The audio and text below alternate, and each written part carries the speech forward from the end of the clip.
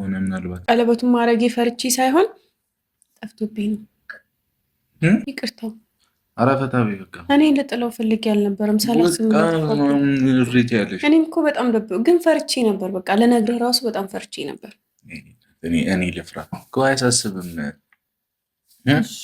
አመሰግናለሁ ስለተረዳኸኝ። እዚህ ያለሁት እኮ ልረዳሽ ነው አይደል? እግዚአብሔር ያለው ግን ሌሎቹ አሉ። ሀብሉና ጆሮ ጌጡ ምናምን አለ። ቀለበቱ ብቻ ነው የጠፋብኝ። እገዛልሻለሁ ሌላ።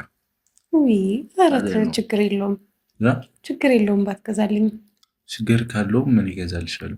ባይኖረውም እገዛልሻለሁ። ሁለተኛማ አላስወጣም። የምር በጣም ተበሳጭቻለሁ ስለጠፋብኝ። አትጨቃጨቂ። አሁን ብይ ዝም ብለሽ ልብሱ ከተመቸሽ ካልተመቸሽም መቀየር እንችላለን።